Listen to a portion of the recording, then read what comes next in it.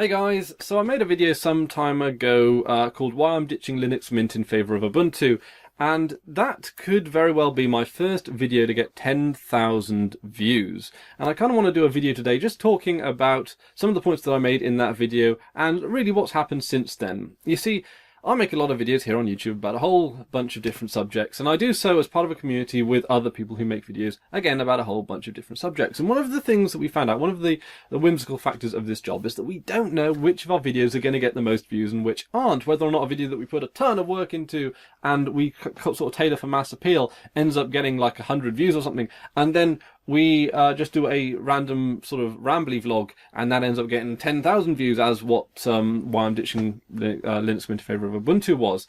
And then, yeah, that goes ahead and gets 10,000 views, and like there doesn't appear to be some kind of correlation. It just seems to be an absolute crapshoot. But like I said, that was a bit of a rambly vlog, and it's kind of a bit time sensitive, and things have happened since then. So I kind of want to fill you guys in on it, and again to perhaps respond about a few of your comments. So, am I still using Ubuntu?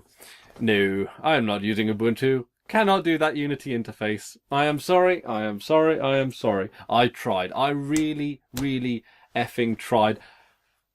Could not get on with Unity. I don't even know what Canonical are thinking with Unity. It is terrible, terrible, terrible, terrible, terrible, terrible. Oh, my only guess is that they made it for tablets. Why they want to force it onto a desktop distribution, I do not know. But, you know, and you know, I am open to new ideas. You know, I am not Mr. Stubborn when it comes to software development. I am more than happy to try and make an effort, and I really, really did with Unity. I tried it for a solid 2 weeks, forced myself to use it for 2 weeks, and there were, you know, even looking past some of the rough edges, because even though, like, it should be a lot more polished than it is now, there are little things that don't move when you put your mouse over them when they should and so forth. But you have to move your mouse from left to right all over the screen just to do some simple basic tasks. So you have to go from mouse to keyboard to mouse all the time to find the fastest way of finding an application or whatever. Oh, it's just, look, right, Windows 95 got it right with its user interface. It wasn't friggin' complicated, simple is good, and LXDE and LXQT, which I was asked about in another comment, they basically carried on that tradition of a simple, straightforward interface. I'm sure I've mentioned this in multiple videos, that my mother, who is not really particularly computer savvy, I gave her an old netbook that I wasn't using anymore, and I put Ubuntu on it, which is Ubuntu with LXDE on it, and she has never had a problem with it. And it's great, because you don't have to worry about viruses, you don't have to worry about keeping virus, you know, AVG or whatever updated. You don't have to, like, you know, if all the netbook's going to do is just surf the internet, check email, etc., you want a very basic box, and something that's lightweight and runs on it. LXDE, Ubuntu, job done. Job done. And it is. It's nothing, no issue has ever arisen from it. No user interface issue has ever come. She's managed to use it in every single capacity that she requires it.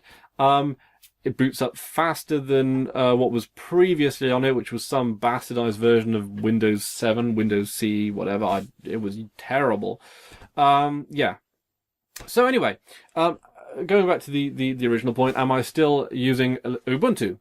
No. No. What I did then, I actually went back to Linux Mint, but when I went back to Linux Mint, I tried Linux Mint 13, which was the long-term support release of Linux Mint, and I knew that I was going to be on that until they were going to release the new Ubuntu, which they did a couple of weeks ago. And I wanted to see what the long-term release was from a couple of years ago, to see whether or not it's still usable, see what shape the software's in, see how stable it's become, to look at LTS releases after they've been out for a couple of years. Are they still relevant? And they are. Linux Mint 13 is every bit as good as you'd want out of it. It runs Steam perfectly. It runs all the applications as well as you want. I actually use Google Chrome as my browser because it has built-in Flash support. But that, of course, is part of its own repository. And in fact, that's one of the great things about the Ubuntu Linux Mint family, is that there are plenty of PPAs and repositories that you can add in, so that you can actually update various segments of your software without actually having to update your entire operating system. So long-term support releases are certainly something that I would highly recommend. Linux Mint, Ubuntu doesn't make a difference, but I would strongly recommend that if you don't want to upgrade your system every 6 months, to try and to go with the LTS. And the LTS is what I'm going to go with, or is what I've gone with actually recently with Ubuntu, the latest version of Ubuntu, which is what I've got on my machine, my main Linux partition now. Even though my computer is more expensive than my car, the cleanness of LXDE is second to none. It's the simplicity, the straightforwardness. Combine that with the base Ubuntu's ability to run just about any software made for Linux, because it is, Ubuntu's like the standard, really, isn't it? It's what developers want to kind of develop for. It's what Steam developers are developing for. Even though the Steam OS is going to be based on Debian, the Steam game developers are told to develop for Ubuntu 12.04, if I remember correctly. Please correct me if I'm wrong on that one. Because the compatibility layer of Steam is, it accounts for it, basically. So, some of the criticisms / notes in that other video. A lot of the criticisms in the video were quite frankly well-founded. Because, like I say, it was a bit of a casual vlog. It wasn't really... well, it wasn't really meant to be taken that seriously, and that's not me trying to excuse myself, because I put that video up there on the internet, but you guys sort of perhaps deserve a little more clarity, a little more of a revision on it as well, because I'm just going to put that out there. My opinion changes on Linux a lot, on various distributions, various things like that. So when you watch a video on this channel, don't ever think that's the definitive opinion that I'm ever going to have. I am always open to changing my mind. I thought LXDE, when LXDE was first being developed, I thought not another was it desktop environment, not only not another desktop environment, but if you want something that lightweight, just build it yourself from just get a panel or a, you know, just get Fluxbox and do something with that. But no, and LXDE over time completely warmed me to it, and now it's my favorite desktop environment. And often I do believe that there is sometimes too much choice in Linux as well. It can be a little overwhelming, which sometimes means that if I'm critiquing something that I don't know, you know, like there's a lot of things in Linux that I don't know as well as I'd like to, which kind of is a problem. And also, you know, there is a bit of there is too much choice in some capacities. For example, do you really need Cinnamon and Mate? Linux Mint distributions come with both, and even though Linux Mint it was the first distribution I ever tried out that I ever felt was very naturally user friendly, and part of it was because it was a clean switch over from Windows. I didn't switch from Windows to Mint. I switched from Windows to Fedora to Ubuntu to Mint. That was like my first bit of distro hopping ever. And from Windows, before Windows, I used SUSE in about 997. And I liked it, actually, to a point. The only problem with it was back then Linux just wasn't supported on not nearly as much hardware as it is now. But Linux Mint was the first distribution I ever felt at home with. I felt that it was very clean, very modern, very sleek, and it was great. Especially when it came with the codecs, which I think is really, really important. And I like that Ubuntu have made it very easy to install the codecs, although they could sort of use perhaps terminology that might be a little bit newbie friendly. I do think that Linux does need to still make up a little ground on being newbie friendly as well. I think that's sometimes overlooked because all of us know about, you know, partitioning and repositories and this and that and the difference between rolling distributions and scheduled distributions, and that's all second nature to us. But sometimes I do think that the Linux community sometimes rushes on ahead without worrying about the people who only use their operating system to check their emails and bits and pieces like that. And of course, with Windows XP not being supported anymore, I'm encouraging a lot of people I know who don't want to buy new machines because new computers are expensive, especially if you're just checking your email and doing your Twitter and Facebook and shit, just switch over to LXDE. Is a switch over to Ubuntu. That's my advice, and it works really, really well because it is the most user-friendly distribution once it's installed. And I think that there could perhaps be a little more easy and user-friendliness when it comes to installation of Linux distributions. So, but anyway, going back to some of the criticisms that were in that previous video. Putting your home on a separate partition. Again, this is me being guilty of my own criticism, which I actually leveled in the past time. To me, I take that as a granted. I take that if you install a Linux distribution, you're going to put home on a separate partition. But a lot of you assumed the other way. You assumed that I wanted to upgrade my distribution, or wanted an easy upgrade process because I didn't have my files on a separate home partition. My setup is I have home, everything else, 2 partitions on my Linux distribution, something very nice and simple, straightforward. And my home partition is regularly backed up to the cloud, minus, of course, the Steam apps, because you don't want to back up your Steam apps to the cloud. They're backed up on Steam already and so forth. But, yeah, all my documents backed up to the cloud. So I don't necessarily even need to have a separate /home partition, because every time I reinstall, just bring everything back down from the cloud. It's the same thing, but the separate home partition, I guess, makes things a little easier, and it's a nice habit to get into anyway. But yeah, to me that was always that's always very simple and straightforward, and as a given. But the reason I wanted a smooth upgrade process, which isn't offered with Mint, is because I use my machine for work, and I want to upgrade in as little time as possible, and I want to be offline for as little time as possible. And not even just my sort of main machine, but other machines as well, machines that I might maintain much less, really. And the more machines that you do have to maintain, or the more friends, I'm sure many of you guys are aware, not only are you sort of, tech support for yourself, but you're tech support for basically your whole neighborhood. And I certainly find myself in that situation. So you certainly want to keep things. You want to get into a habit and a system of not having to maintain things any more than is necessary. You never want to reinvent the wheel, all this kind of stuff. And the idea that you have to reinstall Linux Mint and all the apps that go with it every 6 months if you want to have the bleeding edge software is I think it's, to be honest, it's spending more time than you need to spend. If you are a open source distribution enthusiast, then that to you is going to be fun. It's going to be a fun old Sunday afternoon or whatever, and that's fine. But it isn't for everyone, which is kind of why. And it might even be a fun old afternoon for me.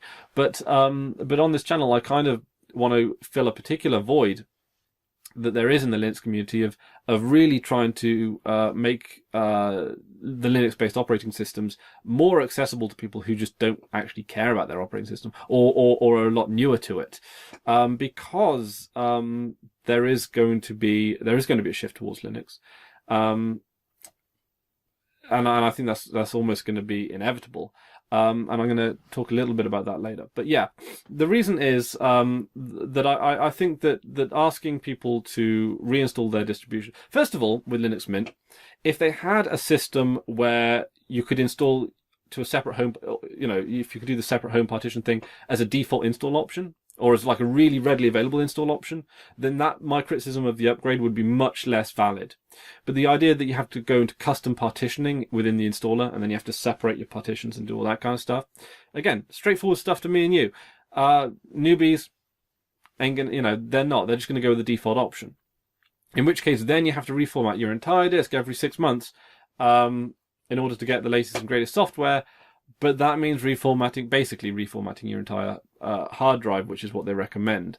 So if there was a default option to have the separate home partition, if that was just like a ticker box or even the default option, then then the upgrade process of completely reinstalling would be a much more straightforward one and valid one. But with Ubuntu, of course, they have a much more easier upgrade process, which can be done from within the within the operating system itself. And even though you can upgrade through the Ubuntu sort of style method in Linux Mint, again, first of all, it's not recommended, and I don't like the idea of going against the recommendations of the people who develop the operating system, because there might be a very good reason for that, and I don't want to second guess them on that one. But also, again, it's not something that a newbie would be the slightest bit comfortable doing. It's one of the reasons why I don't like the the idea that whenever you have to basically fix 90% of all the problems on Linux, you have to resort to the command line. I really would like to see us move away from the command line into the GUI. Again, make Linux more accessible, because the idea with open source communities is that the more people involved with the open source community, the stronger the community gets, and the community isn't going to get bigger unless we become more accessible.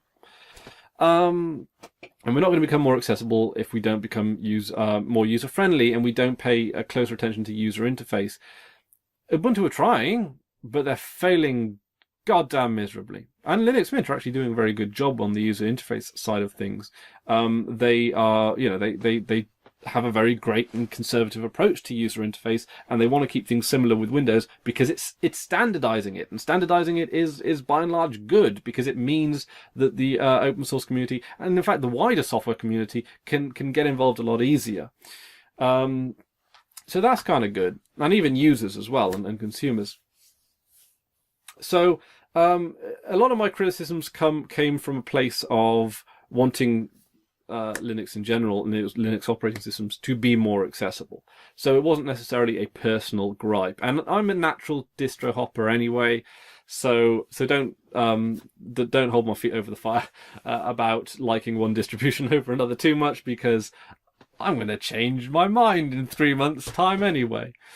Okay, so the next criticism, and there were about 3 or 4 of you that were very vehement about me stating that rolling releases, I mentioned that rolling releases might be less stable than scheduled releases, and a lot of you were like, misuse of the word stable. Some rolling... Yeah, okay, so I'm going to correct that one, and you guys are kind of right on that point, actually. I remember PC Linux OS, I think it was, which was the most popular and most widely used Linux distribution for a period of time, a good couple of years ago now, and that was a rolling distribution, and that was actually hailed for its stability. So... I'm gonna, there are certainly rolling distributions out there, and there are a lot of you that were saying, well, take Arch for example. You wouldn't want to use Arch on you wouldn't want to use it on a server, and a lot of you were even conceding that you wouldn't use Arch on a mission critical machine, because Arch is a bleeding edge distribution as far as I understand it. But if you know what you're doing, if you know what if you know your dependencies well, and you know which dependencies you need to upgrade to when, and there are even problems with this with the DPKG system, and there are even problems with it when you're using, say, Debian testing, and you upgrade, and it says this conflicts with this. Do you want to install this, or do you want to keep it at the old version, and asking you whether or not, are you sure you want to upgrade this now and maybe not later? And to be honest, that's confusing to me, because I don't keep on top of the whole dependency issues, and certainly again newbies aren't either. Anyone who's more new to it than I am is going to be not even just not necessarily confused, but just not wanting to have to deal with that kind of degree of aggro.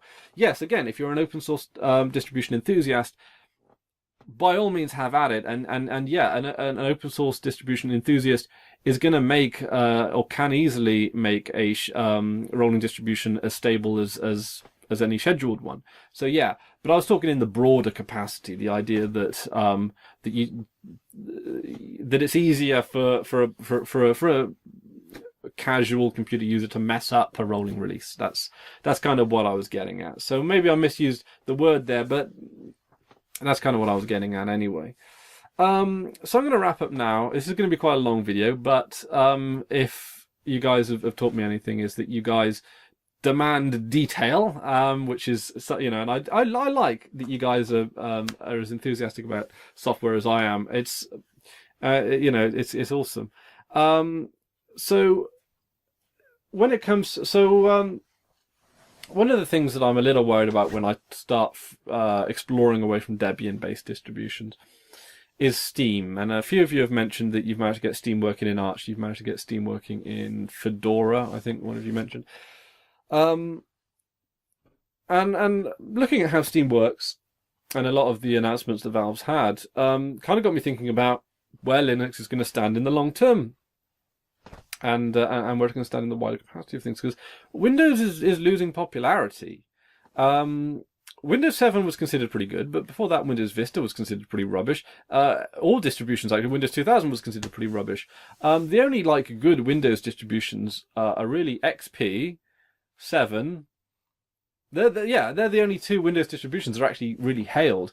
Even 8 and 8, 8, the fact that 8.1 came along so shortly after 8 indicates that 8 is just not a well-received distribution. And again, it's Windows and Microsoft trying to move in on the tablet market, which means the desktop market, which is growing, by the way, because a lot of people are dissatisfied with this generation of consoles. A lot of people are looking into buying gaming PCs.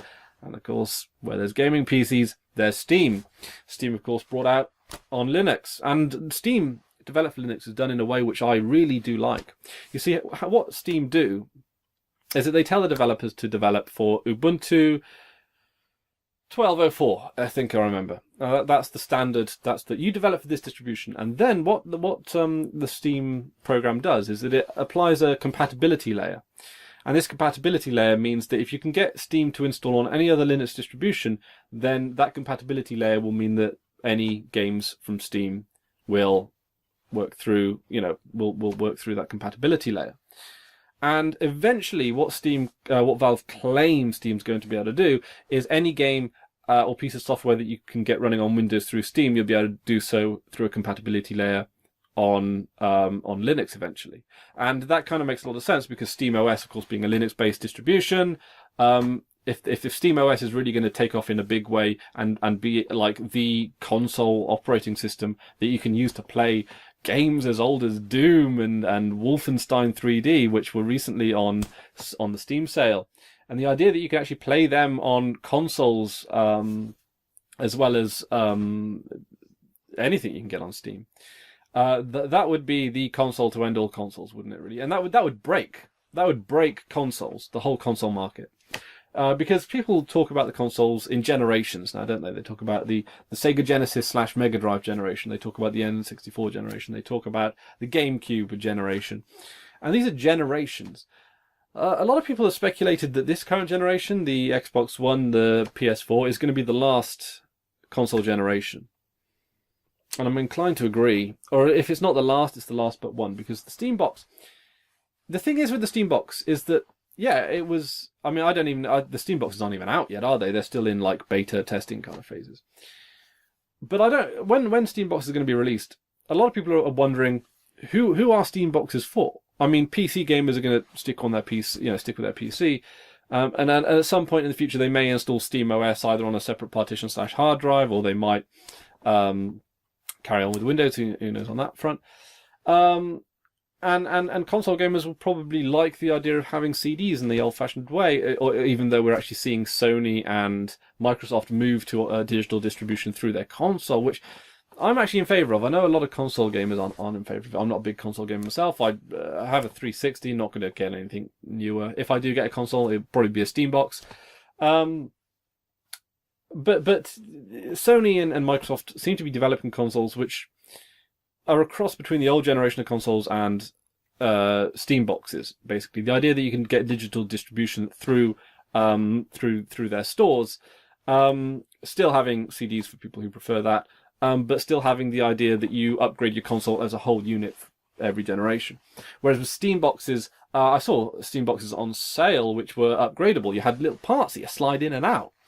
So that you don't even have to, sort of open up a full box. I think that's great. I think the idea that you can actually you buy like a tray, looks a bit like a tower, and then you have things that you slide in, like they're like units.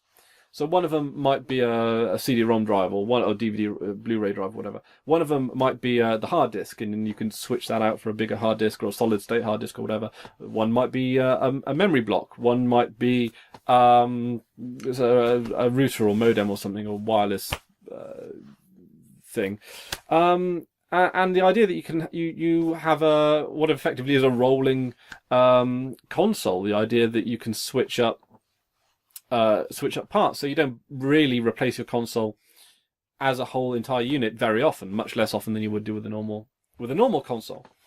And if Steam boxes really sort of take on that kind of shape, then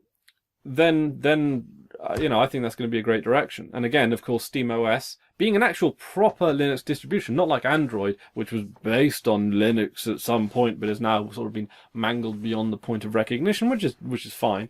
But Mark Shuttleworth, didn't he released a blog post saying that bug one of Linux, his manifesto-y thing,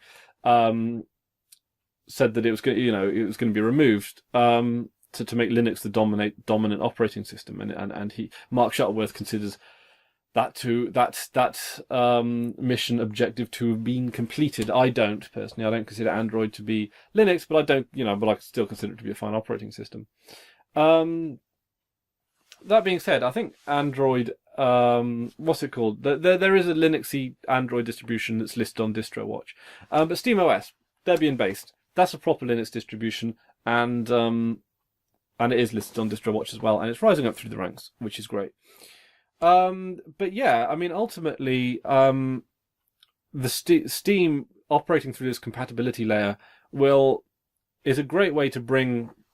Because what I mentioned in the first video as well, one of the things that I liked about Ubuntu over Linux Mint, and this still kinds of stands, but less so because of Steam, is the idea that Ubuntu is more willing to embrace proprietary software and bring that into the fold of Linux distributions. And I know that's a very controversial opinion to hold. And the reason it's a controversial opinion is because a lot of people might consider it poisoning the well, poisoning the open source well by adding in horrible, evil proprietary software.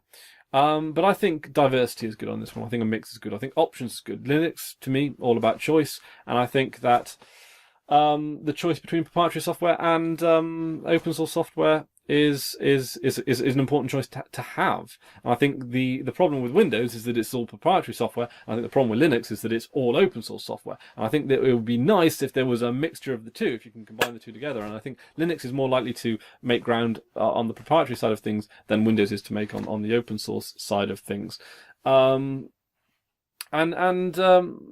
Yeah. So, because the thing is, some programs work best as open source programs, right? A program is designed to effectively solve a problem. So you have a problem, say you want a word processor, for example. Now, you can go out and download a copy of Libre, OpenOffice. You got your word processor. Job done. Like a word processor nowadays is pretty much the same piece of kit as a word processor was 10, 15 years ago. Most of the features that people use, it's still the same. And the only, and the thing is, when you bring in a problem with proprietary software, and to use proprietary software that solves problems that are best suited to open source, you bring in Microsoft Office, for example, it keeps having to reinvent itself. It keeps having to change up the interface, even though people are more comfortable with the old one, because it needs to stay relevant. They need to keep selling new units. Whereas LibreOffice, OpenOffice, they don't really need to worry about that, so they can find the solution that works and then just stick with it until they need to either improve the solution or a better one comes along naturally. But with with Microsoft, they're always trying to force solutions to problems that don't really exist, or force improvements, or force new features that people aren't going to use because they need to cha-ching. So yeah, that's kind of the problem. That's the problem when proprietary software tries to solve problems that are best suited to open source software, and even corporately sponsored with Oracle and things like that. It's not like open source developments ignore the money completely. Of course, you look at Oracle, you look at WordPress, you look at Firefox. All of these are open source projects, great open source projects that keep money in mind. So I'm not, it's not like open source has to rely on the goodwill of people to dedicate their time, even though, of course, we do know that open source community would be nowhere near as strong if it wasn't for a lot of willing and highly capable volunteers, of which the community will always be very grateful for. But then, on the other hand, there are some situations where proprietary software would work better than open source software. Now, the sector that immediately comes to mind is games, because whereas a word processor doesn't have a natural lifespan. You have a word processor, you pretty much can use it until you retire, by and large. The only reason you're ever going to need to upgrade it is maybe the occasional backup whatever to the cloud, or maybe the occasional new feature. But the new features that you really want, or that you're really looking for, they come along once in a very, very long time. But by and large, you've developed a word processor, job done, let's all go home. Games have a natural life cycle. You might buy a game, you play it for a month or two, you're bored of it. So games companies can always keep inventing new games that people are going to want to play. They're going to keep wanting to, they're going to, they can use improvements in hardware and technology and things like that to make their games bigger, more expansive, more impressive, and people are going to like that, and I like that. But yeah, people get bored of games, and then people want to buy new games. You spend 30 or 40 quid on a game, you don't expect to be entertained for the rest of your life in the same way that you might acquire a word processor and think, right, don't need to worry about a word processor now ever again, really, or at least for certainly a long time. You don't envision a time when you're going to need a new word processor in the same way that you're going to envision a time when you're going to want to buy a new video game. You might budget to buy, I don't know, 10 video games in a year or whatever, or 10 like AAA titles on release in a year, for example. That's quite a lot, actually. But you don't budget to buy a piece of word processing software every 10 years or whatever. So software that has a natural life cycle is going to be more suited to a proprietary environment. The only area I would say where that is a bit grey, a bit muddier, is multimedia software, because I think multimedia hardware is always changing and upgrading and so forth. And even though a lot of that's driven by artificial, profit seeking and companies and the like, we're going to need to upgrade our video editing software. Well, my video software that I'm going to be editing this on is already 4K compatible. It's quite new. I bought it only a couple of weeks ago. But then in a couple of years' time, I'm going to need to buy some kind of upgrade for my movie editing software now. And it's not too bad, because I use Magix, which I get through Steam, and I think that's a great way to buy software now. And I wish more software would actually come through Steam or Steam type environments, because it means that I can upgrade. It means I've got that, like, that piece of software is stored. I bought a piece of Cyberlink Power. Sorry, this is a bit of a tangent. I bought Cyberlink Power Director a good couple of years ago now. And it was only until my hard disk buggered up on me that I actually realised when you buy the digital download for Cyberlink Power Director, and you install that, that's it, right? If your hard disk goes kaput, you have to buy a new copy of Cyberlink Power Director. And I'm, every time my hard disk goes down, I'm not buying a new copy of Cyberlink Power Director. But with Magix through Steam, it's back. Obviously you've bought the rights to it. It's, you've got the DRM. And I don't mind DRM when it's done right, and Steam have done DRM right, so fair play to them. I know that there's a big problem with, like, SimCity, the latest SimCity. A lot of people have big problems with DRM, and rightfully so.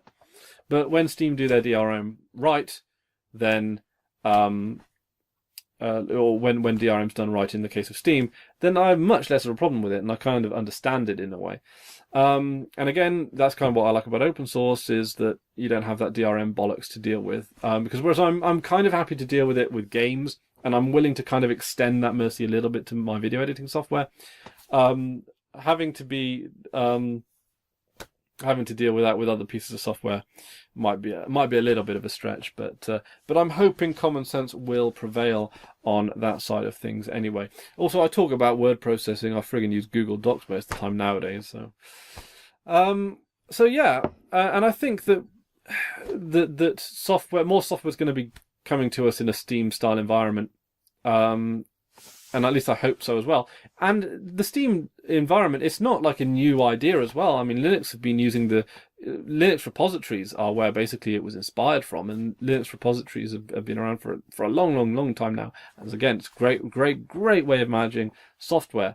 And something that, again, I like. Windows isn't going to adopt it because it's too efficient. A lot of the proprietary software market makes money off its own inefficiencies, which is kind of ridiculous as well. But it is. I think Windows is dying. It's certainly dying, and it's losing ground to Mac. It's been losing ground to Mac over the last 20 years, hand over fist, basically, almost. And once Steam gets that compatibility layer done, where you can play Windows games and Windows software on Linux and any Linux distribution, that's going to be the final boom, nail in the coffin for Windows. Done. You're out of it. Because there are things about Linux that I really appreciate. I appreciate security. I appreciate the fact that it just manages memory and system resources just so much better as well. In fact, that you just have so much more control over your operating system, so much more than Windows. And Windows, of course, is so easy just to crash, really, and anything that, you know, all that kind of stuff. Anyway, this video has gone on long enough, but I hope I've addressed, I think, most of the criticisms and comments that were labeled that were put in the comment section of this video. If you have any more comments and questions or anything you would like to chat about, I try and keep try and keep up with you guys in the comments. And if you do leave enough insightful ones like you did in the previous video, I'll be more than happy to make a video talking about those, you guys. But yeah, thanks for the comments as well. I know a lot of them were sort of not contradicting what I was saying, but they were you were expressing differing opinions, which fundamentally you were right on, and a lot of them. I mean, my video, like I say, was very contextual, very time sensitive, and again, my opinions have changed a lot since then. So I'm probably going to do one of these videos every couple of months or so, just because my opinions are going to change that much. So if there's like an annotation on this video somewhere where I point to like the next video that I make in a month's time, check that out before shouting at me. Are you serious? But yeah, anyway guys, thanks for catching up. And this is a long video, isn't it? What does it say there? It says 37 minutes. Crikey, oh blimey. If you've made it this far, what is the best, right, answer me this question just so I know you've made it, who's made it to the end of the video. What is the best Steam bargain you've ever picked up? Right, whatever's just come up on a Steam sale that's been too cheap just to say no to.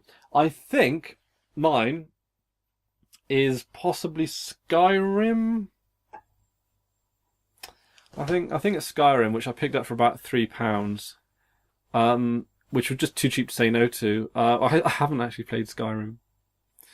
I've had a go on it. I've had a play around with it on the 360, but I don't even crack open the 360 hardly at all anymore. And yeah, I bought it for Steam for £3 because I just couldn't say no to it. It was too cheap. But I'm gonna, like, I haven't finished the main quest or anything on it. So I'm gonna have to do that. Maybe I'll do it as a let's play or whatever. And also, of course, if you've made it this far, I do have a gaming channel that I have started very recently with my friend Heather. We finished the Portal 2 co-op and she's doing Thinking with Time Machine, which is like a mod for single player mod for Portal 2. And we also finished Art Therapy as well, which is a co-op, which is in like one really long video, 1 3-hour video. We did it as part of a live stream. We do a lot of live streams on that channel, so if you're interested in live streams, then you should check it out. I will put a link to it, but if I forget to put a link to it, there will be a the channel's called Gaming with Heather and Chris. It'll be linked on my channel homepage, channel page. So that's about it for me today. Thank you very much for watching. Until next time, I've been Chris Ware, and you have most certainly been awesome if you've made it this far into the video.